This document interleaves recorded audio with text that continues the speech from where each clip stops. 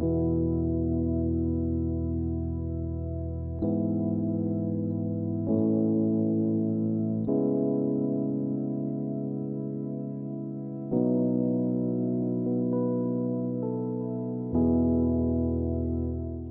à toi, Père, pour ce temps que tu nous accordes.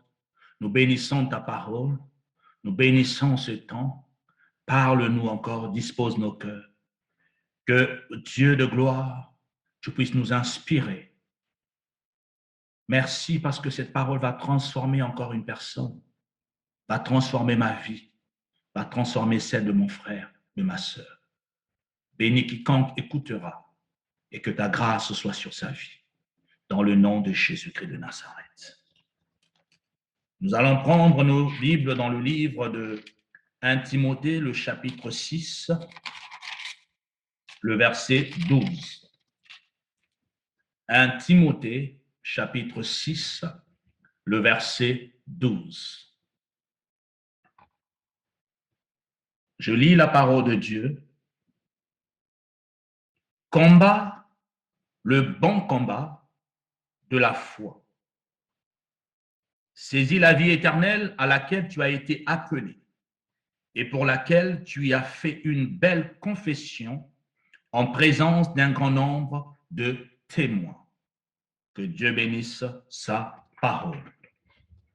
Ici, c'est Paul qui parle à son fils Timothée en lui exhortant de combattre le bon combat de la foi. Et le thème de ce matin, c'est le bon combat. Notre thème, c'est le bon combat. Vous savez, Paul est l'un de ceux qui a placé des piliers, l'un de ceux aussi que nous connaissons avant d'être chrétiens ou apôtres de Christ, celui qui a combattu l'Église, celui qui a persécuté l'Église. Et aussi dans son ministère, Paul a été largement persécuté et il a combattu le bon combat jusqu'à remporter la couronne, dira lui-même qu'il a pu aller jusqu'au bout de la course. Et quand il exhorte Timothée pour dire à Timothée, il faut combattre le bon combat, il essaie d'instruire à son fils Timothée, et aujourd'hui ce n'est plus Timothée, mais c'est toi et moi, pour que nous comprenions c'est quoi le principe du bon combat et comment combattre le bon combat. Vous savez, en tant qu'enfants de Dieu, nous avons différents combats. On entend souvent le combat spirituel, il y a tant de combats dans ma vie, je suis combattu, j'ai tellement de choses. Et il y a plein de choses, physiquement, spirituellement, matériellement, émotionnellement. Nous avons tant de combats, tant de batailles qui se présentent au-devant de nous. Mais Paul, ici, nous parle de combattre le bon combat. C'est quoi le bon combat? Il le dit lui-même, le bon combat, c'est le combat de la foi. C'est le combat non simplement de la foi, mais c'est un combat qui se fait aussi par la foi. Un combat qui est par la foi ou un combat dans la foi veut dire quoi exactement? Parce que nous voulons comprendre. Et le combat, cela veut dire que je mets ma foi dans la parole de Dieu. Je combats selon la parole de Dieu. Je place ma foi dans la nature de Dieu. Il y a la parole et la nature de Dieu. Donc, sa nature. Cela m'emmène à dire qu'en réalité, je ne combats pas selon mes émotions et je ne devrais pas combattre selon mes émotions. Je ne devrais pas combattre selon ma logique, selon mon raisonnement. Je ne dois pas combattre selon mes sentiments. Et la logique n'a rien à voir dans le combat de Dieu, dans le bon combat, le combat spirituel ou le combat d'un enfant de Dieu. Il n'y a pas de logique dans ce combat. Et quand j'emmène le raisonnement de l'homme dans ce combat, c'est ça qui fait que l'homme est frustré. C'est ça qui fait que l'homme n'arrive pas à comprendre pourquoi est-ce que telle ou telle chose arrive dans ma vie. J'entends des chrétiens, mais pourquoi telle chose m'arrive? Pourquoi c'est moi qui suis combattu? Pourquoi pas l'autre? Voyez-vous, ça c'est le raisonnement de l'homme. L'homme voudrait que si ce qui m'arrive devrait aussi arriver à l'autre. Mais ce n'est pas le cas. Pourquoi? Parce que tous, nous n'avons pas la même grâce. Nous n'avons pas le même parcours. Nous n'avons pas la même étoile. Nous n'avons pas les mêmes fondements. Mais Paul nous exhorte à combattre le bon combat. Il est important que tu comprennes cela, bien-aimé, que tu dois mourir en fait dans le combat spirituel ou dans le combat de Dieu, dans le bon combat. Les choses ne sont pas selon toi.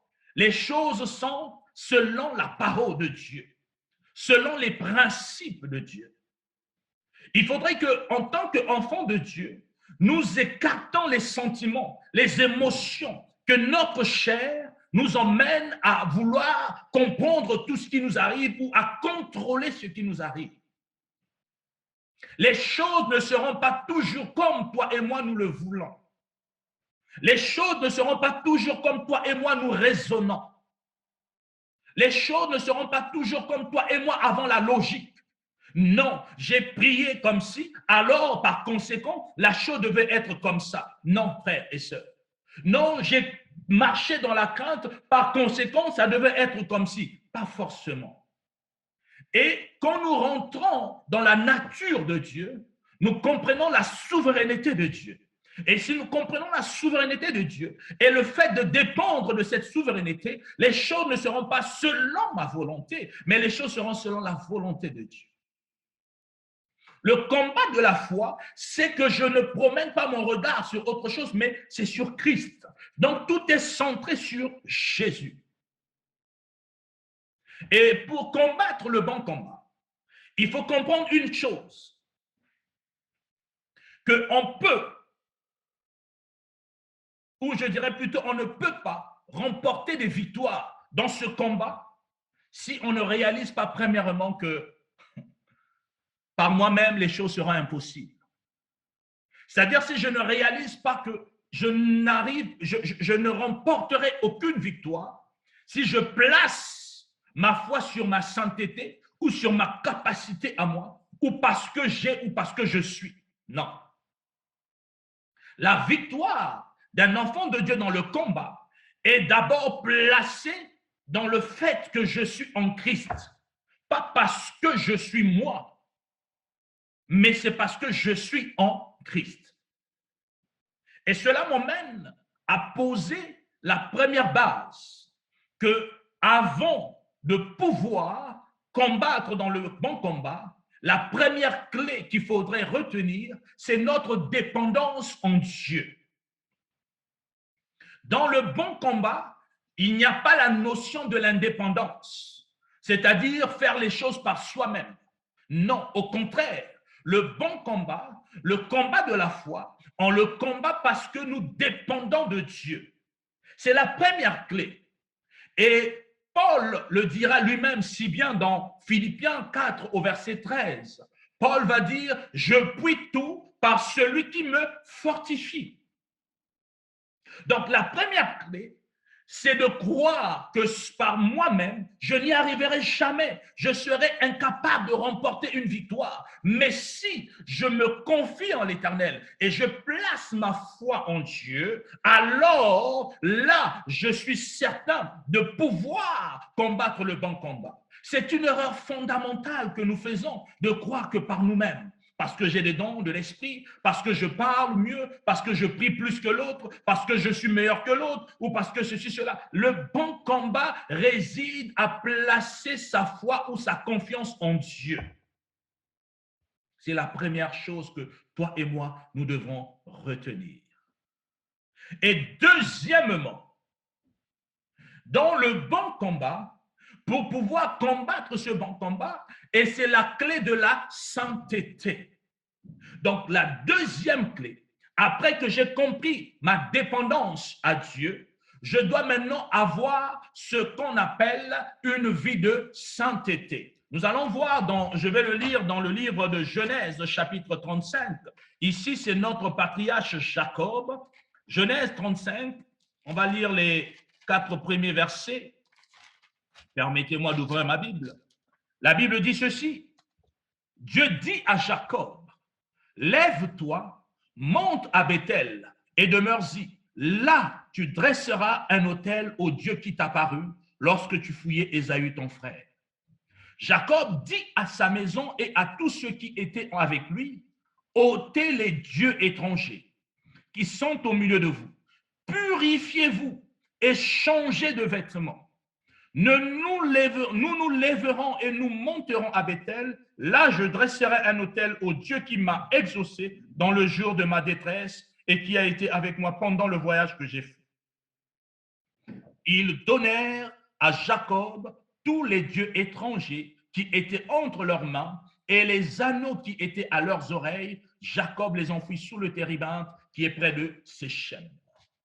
Alors, vous voyez que Dieu dit à Jacob, lève-toi, va à Bethel et tu vas élever un autel, c'est-à-dire tu vas adorer Dieu, tu vas témoigner, tu vas accomplir une alliance avec Dieu. Mais Jacob, ayant compris que mon Dieu est un Dieu de sainteté, va demander à tous ceux qui l'accompagnaient de se séparer des dieux étrangers, du feu étranger, de se séparer, de se dépouiller du péché, d'ôter le mal qui était en eux, de pouvoir laver leurs vêtements, enlever des vêtements qui étaient impurs. En d'autres termes, se séparer du péché. Notre Dieu est saint, dit la Bible. Et un enfant de Dieu qui combat le bon combat doit vivre une vie de sainteté. C'est important avant d'initier un combat, avant de pouvoir lancer un combat, il faut d'abord se dépouiller de toute souillure. C'est le principe, le second principe dans le bon combat. Se dépouiller de la nature humaine, de la nature du péché. Se séparer du péché. Les dieux étrangers, c'est l'idolâtrie que nous avons. Les dieux étrangers, c'est tout ce qui est péché, parce que chaque fois, maman et j'aime les choses de ce monde, alors là, ça, sont mes dieux. Le mensonge peut devenir un dieu dans la vie de quelqu'un. Pourquoi? Parce que la personne excède dans le mensonge. Or, Dieu nous demande de nous séparer de ces choses. C'est important, bien-aimés.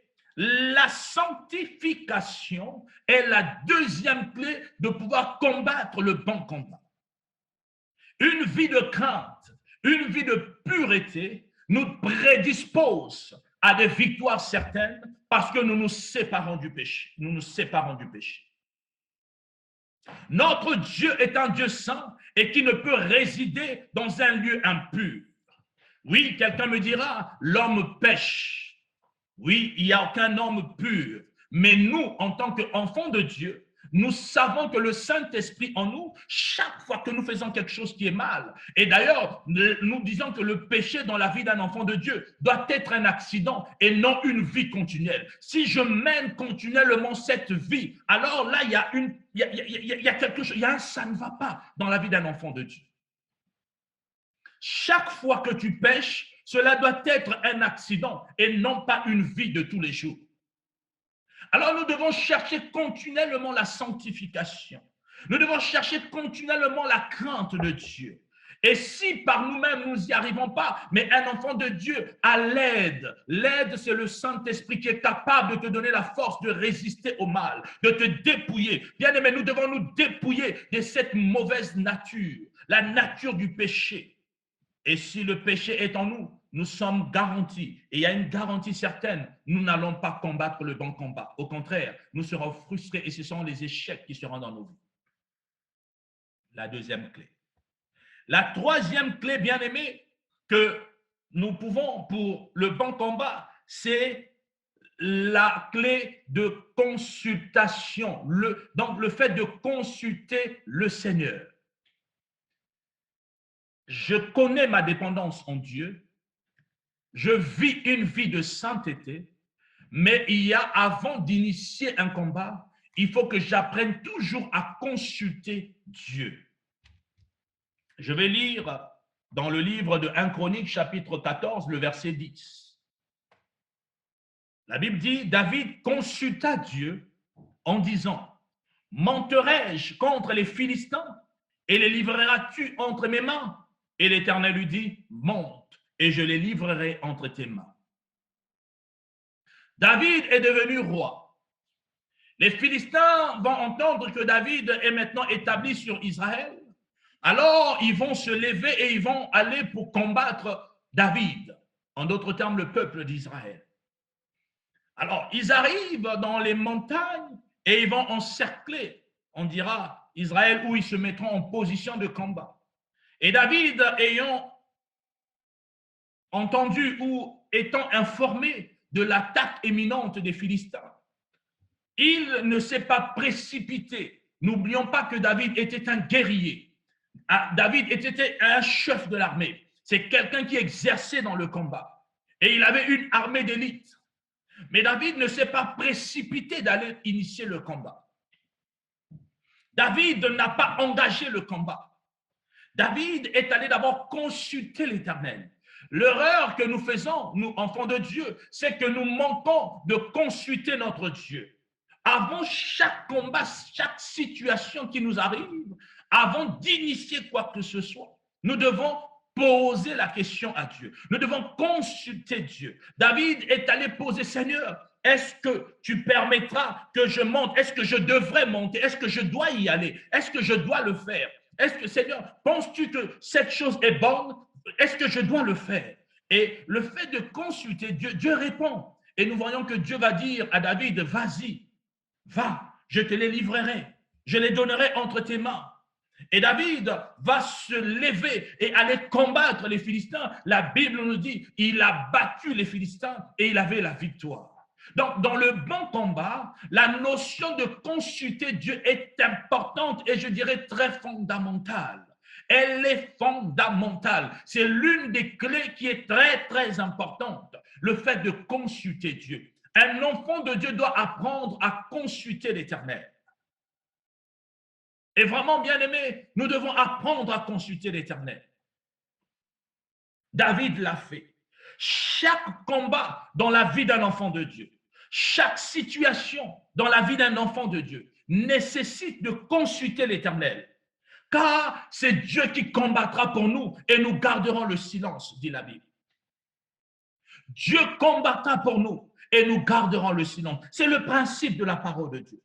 Nous ne devons jamais initier un combat sans l'aval du Seigneur. David n'a pas initié le combat sans que Dieu lui ait dit, va, je les livrerai pour toi.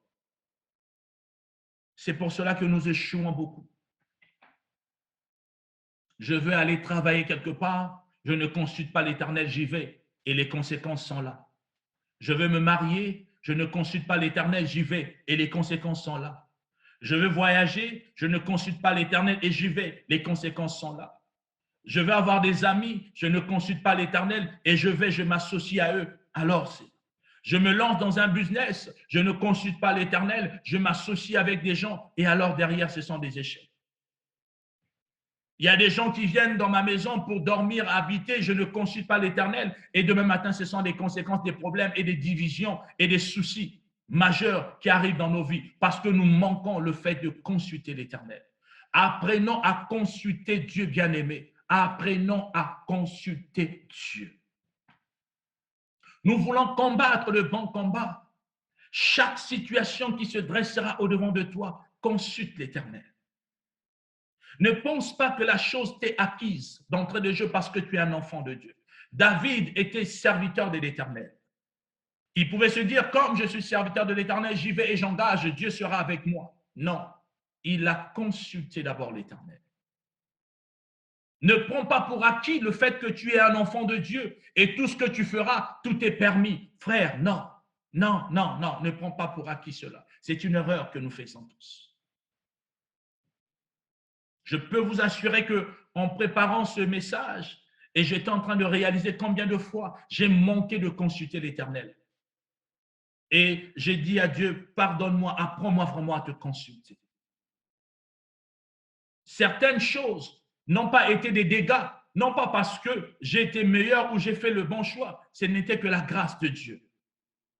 Ce n'était que la grâce de Dieu. Mais le Seigneur m'en a vraiment repris de comprendre que nous devons consulter l'Éternel. Et toujours dans la consultation de l'Éternel, après que nous ayons une victoire, j'aimerais dire ceci.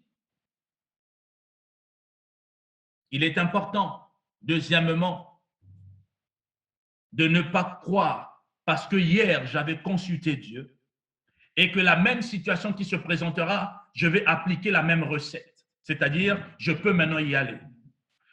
Ou la stratégie que Dieu m'avait donnée pour combattre quelqu'un ou lutter contre quelqu'un ou contre une situation, et je vais prendre cette recette et je vais appliquer aussi. Non. Je dis bien, peu importe, même si c'est le même adversaire, que Dieu m'a donné la stratégie. Je donne un exemple. Dieu m'a dit, prie pendant 2 jours et jeûne. Et j'ai prié pendant 2 jours et je suis allé, j'ai remporté la victoire. Et quelques années après, le même problème arrive. Je ne dois pas assumer d'aller prier et jeûner encore 2 jours pour remporter la victoire. Non, ça ne marche pas comme ça dans le spirituel. Dans la vie de tous les jours, oui, ça marche comme ça, c'est-à-dire dans la vie humaine, ça marche comme ça en disant la recette qui a bien fonctionné, on la réplique. C'est tout à fait logique et normal. Mais comme je dis, dans les choses de Dieu, il n'y a pas de logique. La preuve en est. Nous venons de lire dans le livre d'Un Chronique, chapitre 14, le verset 10, c'était les Philistins qui venaient. David a consulté Dieu. Dieu lui a dit, va, je serai avec toi. Et il a donné la victoire à David. David a combattu les Philistins. Et les Philistins sont partis. Mais la Bible nous dit qu'ils se sont encore regroupés. Ils sont revenus pour combattre encore David.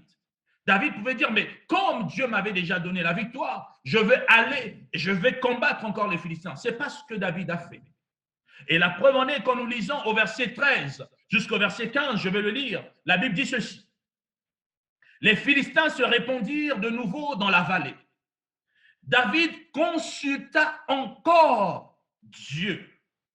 David consulta encore Dieu. Et Dieu lui dit, tu ne monteras pas après eux.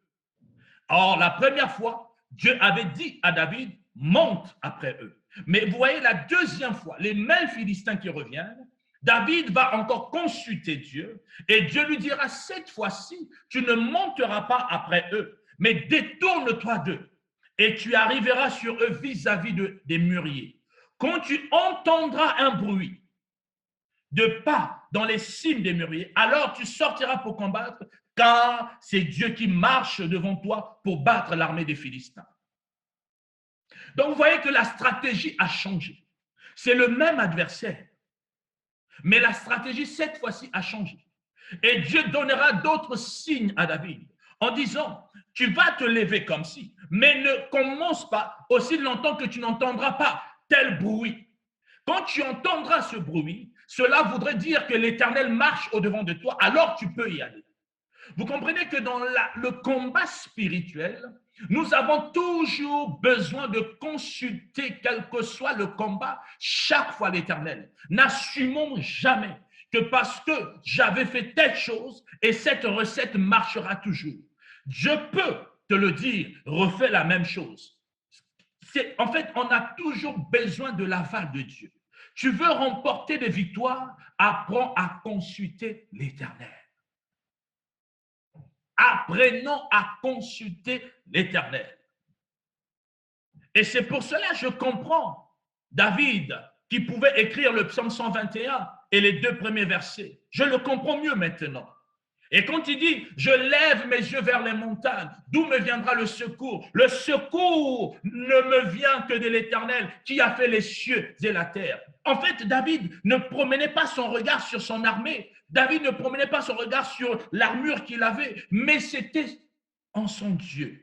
La foi en son Dieu, en consultant l'Éternel, en cherchant toujours l'appui de l'Éternel. David avait confiance en Dieu.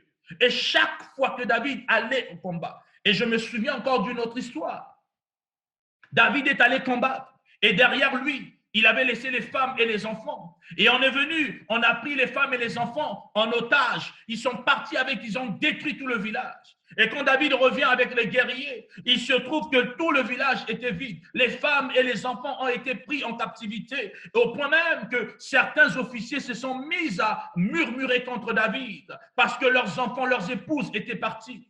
Et David était vraiment fou de rage. Et dans cette colère, David pouvait dire, je prends l'armée avec moi et je vais en guerre pour aller délivrer. Non, David va consulter encore l'Éternel. Bien-aimé, c'est important que toi et moi, nous apprenions à consulter l'Éternel. Le bon combat, c'est consulter. Et comment consulter l'Éternel? C'est par la prière. Comment consulter l'Éternel? C'est parler à Dieu. N'engageons rien sans avoir posé la question à Dieu.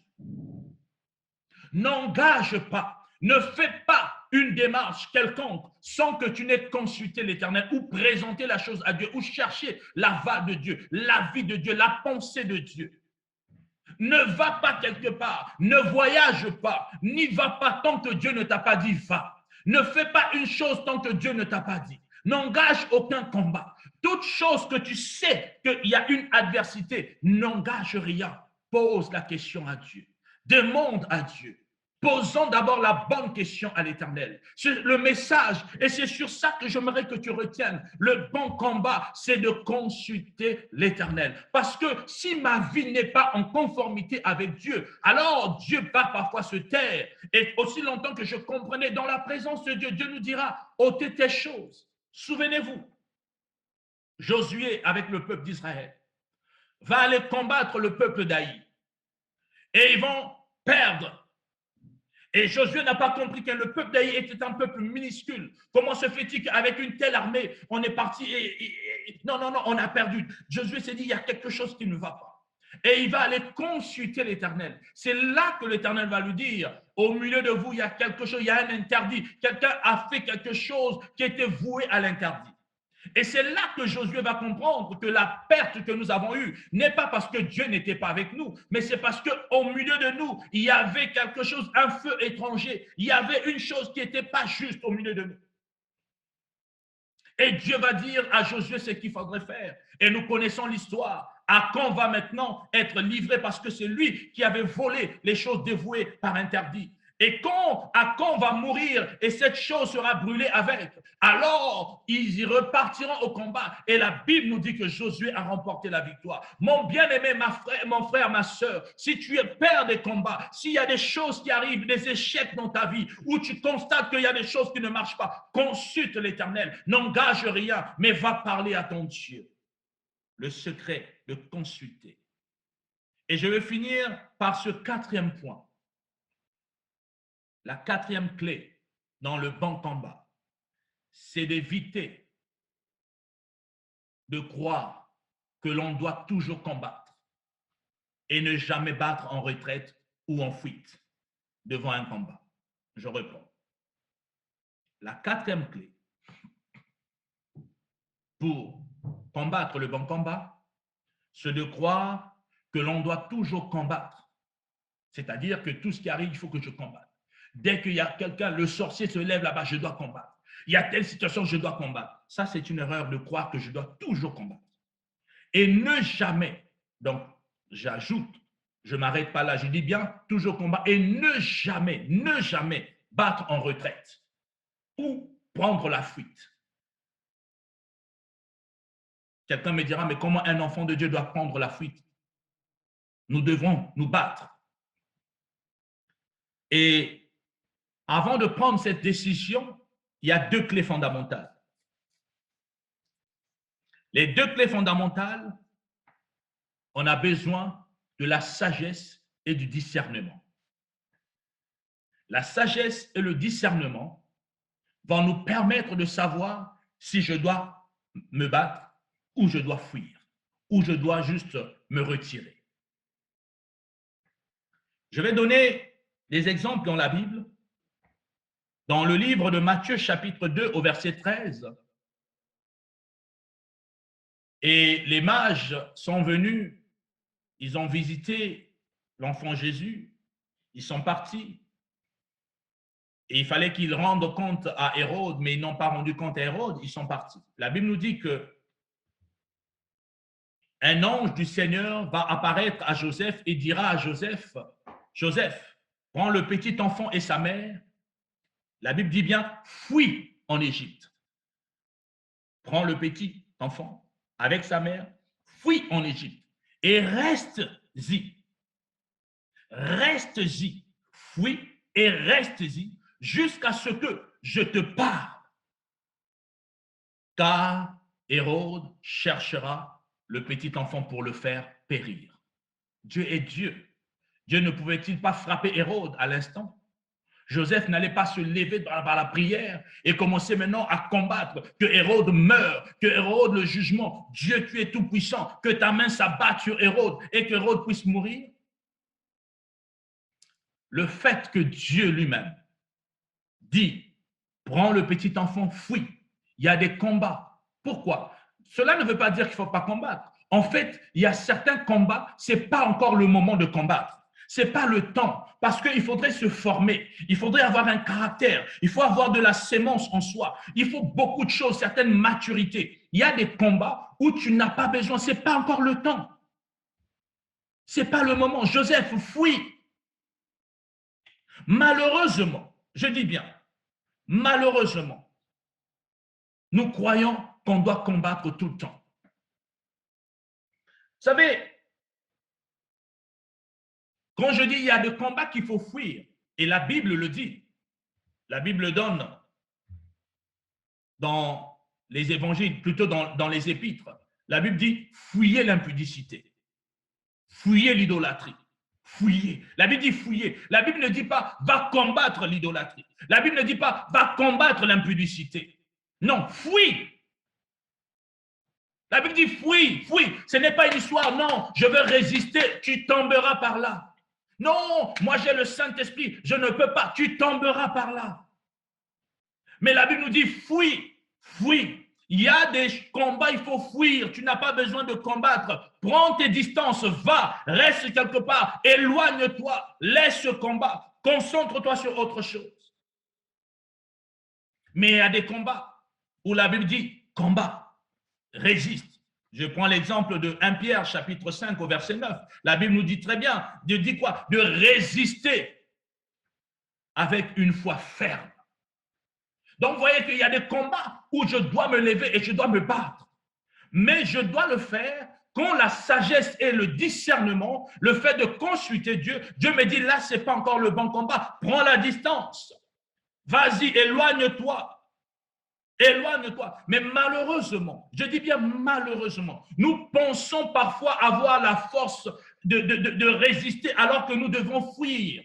Nous pensons que toute chose, non, moi j'ai la foi, non, moi je prie, non, moi ceci, bien aimé, non, c'est une erreur. Nous devons fuir. Et deux fois, nous faisons aussi l'inverse. Au lieu de résister, je prends la fuite. Donc vous voyez, et c'est quelque chose qui tourne. Quand il faut fuir, je ne fuis pas. Quand il faut résister, je fuis. Mais comment savoir si je dois résister ou je dois fuir? La sagesse et le discernement sont des clés qui vont te permettre, et ajouter à cela la consultation de Dieu, vont te permettre de savoir si je dois livrer cette bataille ou pas. Tous les combats ne sont pas bons à combattre, mon frère, ma soeur. Regardez même notre Maître, notre Seigneur, Jésus lui-même. Dans Jean chapitre 11, au verset 53 jusqu'au verset 54. La Bible dit que dès ce jour, les pharisiens, les sacrificateurs, ils vont se résoudre en eux. Ils vont prendre une décision de faire mourir le Seigneur Jésus. Et la suite nous dit quoi? Jésus-Christ, à partir de ce moment, ne se montrait plus ouvertement parmi les Juifs. C'est-à-dire, ayant connu leur plan, il ne se montrait plus. Non pas parce qu'il avait peur, non pas parce qu'il ne pouvait pas combattre, non, parce qu'il savait une chose, que ce n'était pas encore le temps, ce n'était pas encore le moment. Et il attendait son bon combat. Il faut combattre le bon combat, bien-aimé. Notre Maître, et même deux fois, on cherchait à attraper le Seigneur dans le temple. La Bible dit qu'il a pris la fuite. Jésus va s'éclipser, il va partir. Toi, tu penses que Osalie Ndambe, Osalie Lombe, toi, tu peux résister à toute chose. Non, moi, j'ai la foi. Moi, j'ai le Saint-Esprit en moi. Non, je ne fuirai pas. Je vais faire face. Il y a des choses, il faut prendre la tangente. Il y a des choses, bien aimées, des combats qu'il ne faut pas se livrer. Parfois, tu n'es pas encore bien investi. Tu n'as pas encore reçu tout le potentiel de te lever contre ces choses. Même les disciples, à un moment donné, fouillaient de maison en maison. Ce n'est pas qu'ils n'avaient pas le Saint-Esprit en eux. Ce n'est pas que Dieu était incapable. Mais il faut savoir choisir des bons combats. On dit bien les bons combats. Donc, il y a des combats inutiles. Il y a des combats que toi, tu ne dois pas livrer. Toi et moi, nous devons savoir. Mais comment savoir si c'est un bon combat? C'est que j'ai besoin de consulter l'Éternel. J'ai besoin d'avoir la sagesse. La sagesse doit nous enseigner. Est-ce que vraiment je dois perdre mon temps? Est-ce que je dois focuser toute mon énergie devant cette situation? Parce qu'en faisant cette erreur, d'aller combattre des combats qui ne sont pas les tiens, alors tu t'exposes à un danger. Tu t'exposes à avoir des défaites. Tu t'exposes à avoir la colère et ce qu'on appelle même des répercussions dans ta vie. Il y a des répercussions dans ta vie. Parce qu'en fait, quand tu allais provoquer, là, il ne fallait pas provoquer. Mais tu n'étais pas encore bien équipé. Parce que dans les combats, il faut être équipé. Je donne un exemple. Je n'ai pas l'armure, encore l'arme nucléaire. Je veux provoquer une nation qui a une arme nucléaire. Et eux, ils vont nous bombarder. Je n'ai même pas les antimissiles pour pouvoir garder ou protéger le peuple. Alors, je vais chercher un combat contre une telle nation. Mais j'expose la nation. Et eux, quand ils vont bombarder notre pays, on n'a rien pour se protéger. Alors, ça va être quoi? La débandade. Ça va être vraiment catastrophique pour nous. Donc, avant d'aller chercher à combattre, il faut bien réfléchir à deux. Est-ce que je suis équipé? Est-ce que c'est aussi mon combat? Tu t'attaques à des démons, tu t'attaques à des esprits. Des esprits, non, tu te lèves et tu chasses. C'est pour cela, dans la prière, il faut être précis. Quand on dit prions pour telle chose, si toi, tu n'es pas en conformité avec la parole de Dieu, fais attention. Fais attention. Ces hommes qui sont allés chasser des démons au nom de Jésus que prêche Paul. Et les démons leur diront, nous connaissons Paul, mais vous, nous ne vous connaissons pas. Ils les ont frappés. La Bible dit, ils sont sortis de là nus. Pour dire qu'il y a des combats, mon frère, toi et moi, nous ne devons pas.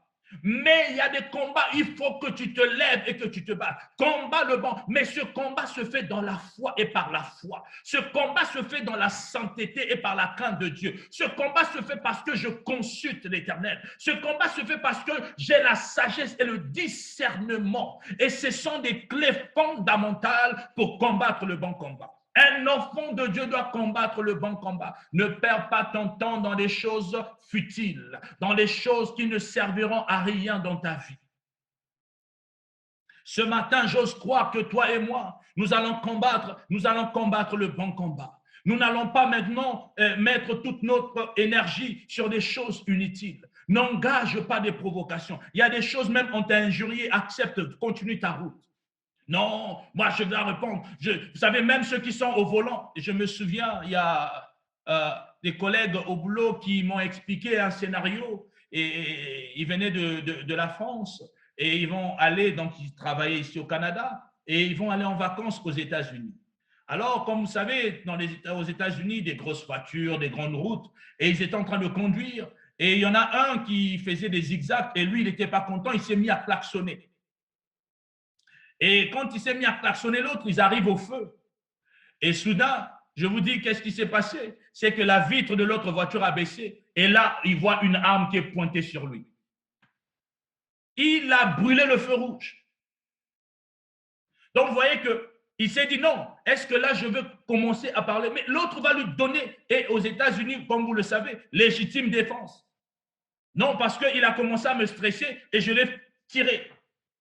Il allait mourir pour rien. Qu'est-ce qu'il a fait? Il a pris la tangente. Non, moi je suis le gangster, moi je suis le plus fort. Non, c'est lui qui a commencé. Pourquoi il... Non, frère, tous les combats ne sont pas bons à combattre.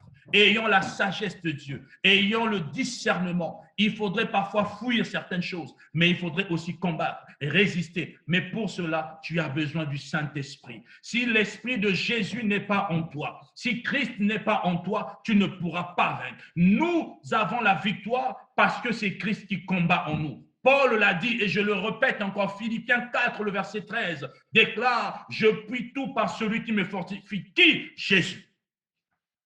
Qui? Jésus. Vous garderez silence, je combattrai pour vous. Qui? L'Éternel des armées. Mais si toi, tu ne le consultes pas, alors tu vas aller et ça sera des échecs. Que ce matin, Dieu aide une personne. Que ce matin, Dieu m'aide, que Dieu nous aide à combattre le bon combat. Oh, que la grâce du Seigneur soit avec nous ce matin. Que le Saint-Esprit de Dieu t'éclaire et que tu apprennes à choisir tes combats, frères et sœurs. Que tu apprennes à résister au bon moment. Que tu apprennes à fuir aussi quand il le faut. Ne pense pas que non, tu pourras tout combattre. Non. Le Saint-Esprit te guidera. Le Saint-Esprit va t'orienter. Mais que la grâce du Seigneur soit avec toi. Je prie que ce matin, que quelqu'un comprenne pourquoi tu combats. Ne te mets pas à combattre tout. Et non, non, non. Il y a des lieux, il ne faut même pas mettre pied. Tu sais très bien que ce sont des francs-maçons qui sont là-bas et tu veux aller jouer au dur pour y aller et demain matin, tu perds ta foi. Tu sais très bien que ce sont les prostituées qui sont là-bas et toi, tu veux y aller et non, demain matin, tu perds ta foi. Tu sais très bien que c'est une mauvaise fréquentation, mais tu veux continuer, tu perds ta foi. Frère, faisons des bons choix. Ma soeur, faisons des bons choix. Mais c'est par le Saint-Esprit de Dieu. Jésus-Christ va t'éclairer. La Bible dit, la parole de Dieu est une lampe à mes pieds. C'est la parole qui va t'éclairer. C'est la parole qui va conduire. La parole, c'est qui? C'est Jésus. Christ en nous, nous allons comprendre beaucoup de choses. Nous ne combattons pas par nous-mêmes, mais c'est par l'Esprit Saint de Dieu en nous. Que le Seigneur bénisse son peuple. Que le Seigneur nous fasse du bien ce matin. Soyons tous bénis. Que Dieu vous fasse grâce. Combattez le bon combat de la foi. Que le Saint-Esprit de Dieu soit avec vous. Je prie que l'Éternel enseigne quelqu'un le bon combat. Je prie que l'Esprit de Dieu puisse fortifier une âme. Je prie que l'Esprit de l'Éternel puisse éclairer quelqu'un. Que la sagesse et le discernement soient notre partage pour que nous combattons le bon combat de la foi. Que le Saint-Esprit nous parle et que Dieu mette en nous ce désir ardent de toujours le consulter avant toute chose, avant que nous engageons une démarche, une situation, quoi que ce soit que nous fassions, que le Saint-Esprit de Dieu nous éclaire. Oh, merci tendre Père pour ce message. J'ai compris combien de fois j'ai manqué de te consulter. Donne-moi la sagesse, donne-moi, oh mon Dieu, le discernement, que j'apprenne à te consulter, que j'apprenne à vivre une vie de crainte, une vie de sainteté. Oh, bénis ton peuple, quiconque suivra ce message, qu'il soit fortifié, qu'il soit édifié dans le nom puissant de Jésus-Christ de Nazareth. Merci à toi, tendre Père. Au nom de Jésus-Christ de Nazareth, nous t'avons prié et nous te disons Amen. Amen. Shalom à tous, que Dieu nous bénisse abondamment.